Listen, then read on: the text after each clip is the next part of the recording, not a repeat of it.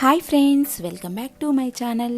Friends, ఈరోజు ఈ వీడియోలో చూడబోయే రెసిపీ బీట్రూట్ కోకోనట్ ఫ్రై ఎలా ప్రిపేర్ చేసుకోవాలో ఈ వీడియోలో తెలుసుకుందాము. ఈ కర్రీ చాలా టేస్టీగా ఉంటుంది, రైస్లోకి మంచి కాంబినేషన్ కర్రీ. ఈ కర్రీని ఎలా ప్రిపేర్ చేసుకోవాలో తెలుసుకోబోయే ముందు మీరు కనుక మా ఛానల్ని మొదటిసారి చూసినట్లయితే please subscribe my channel and click on the bell icon for more updates. ఇప్పుడు మనము ప్రాసెస్లోకి వెళ్దాము. ఇక్కడ 3 బీట్రూట్ని తీసుకొని పీల్ ఆఫ్ చేసుకొని సన్నగా కట్ చేసి పెట్టుకున్నాను.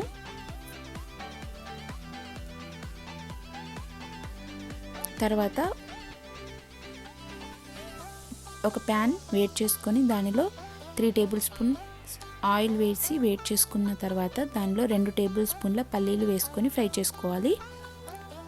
తర్వాత దానిలోనే 8 జీడిపప్పు పలుకులు, తర్వాత 1 టేబుల్ స్పూన్ మినప్పప్పు, 1 టేబుల్ స్పూన్ శనగపప్పు కూడా వేసుకొని ఈ పప్పులు మొత్తం ఫ్రై అయ్యేంత వరకు ఫ్రై చేసుకోండి. ఇలా 1 మినిట్ వరకు ఫ్రై అయిన తర్వాత దీనిలోనే 1 టేబుల్ స్పూన్ జీలకర్ర, తర్వాత 1/2 టేబుల్ స్పూన్ ఆవాలు కూడా వేసుకొని ఫ్రై చేసుకోవాలి.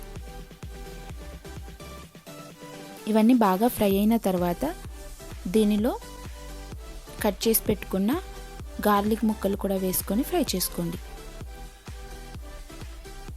తర్వాత దీనిలోనే కర్రీ లీవ్స్ కూడా వేసుకొని ఫ్రై చేసుకోండి.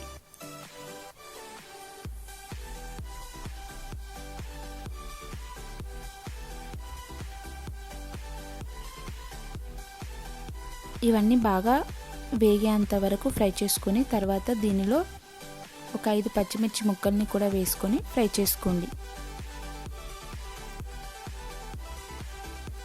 ఒక 1/2 కప్పు ఆనియన్స్ కూడా వేసి ఇవన్నీ బాగా ఫ్రై అయ్యేంత వరకు ఒక 2 నిమిషాల పాటు ఫ్రై చేసుకోండి.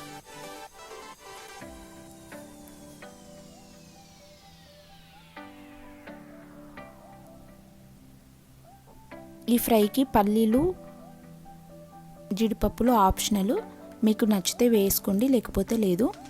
తర్వాత ఇవన్నీ ఫ్రై అయిన తర్వాత దీనిలో 1/2 టేబుల్ స్పూన్ పసుపు కూడా వేసుకొని మరొక 1/2 మినిట్ వరకు ఫ్రై చేసుకోండి. ఇవన్నీ బాగా ఫ్రై అయిన తర్వాత దీనిలో కట్ చేసి పెట్టుకున్న బీట్రూట్ ముక్కలు కూడా వేసుకొని ఇవన్నీ బాగా కలిసేలాగా కలుపుకొని లిడ్ క్లోజ్ చేసుకొని ఫ్రై చేసుకోండి.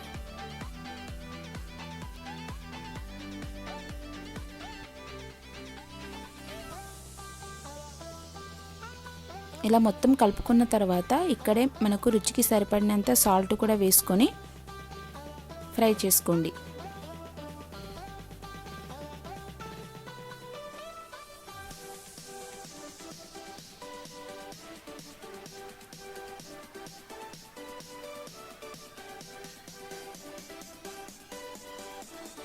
లిడ్లో చేసుకొని మధ్య మధ్యలో కలుపుకుంటూ బీట్రూట్ ముక్కలు బాగా ఉడికేంత వరకు ఫ్రై చేసుకోండి.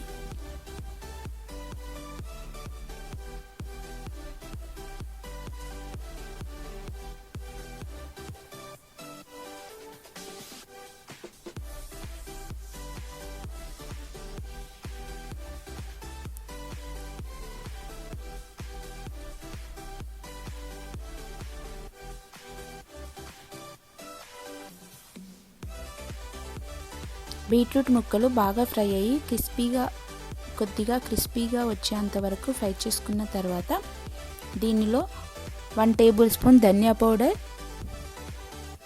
1 టేబుల్ స్పూన్ చిల్లీ పౌడర్ కూడా వేసుకొని ఫ్రై చేసుకోండి. తర్వాత దీనిలోనే 2 టేబుల్ స్పూన్ల ఎండు కొబ్బరి కూడా వేసుకొని మొత్తం మసాలాలు మొత్తము బాగా కలిసేలాగా కలుపుకొని మరొక 2 నిమిషాలు ఫ్రై చేసుకోండి.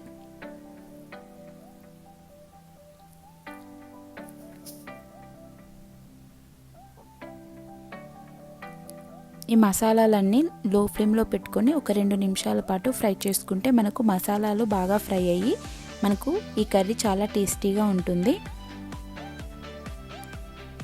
తర్వాత చాప్ చేసి పెట్టుకున్న కొత్తిమీర కూడా వేసుకొని సర్వ్ చేసుకోండి. అంతే tasty and easy beetroot coconut fry ready అయింది.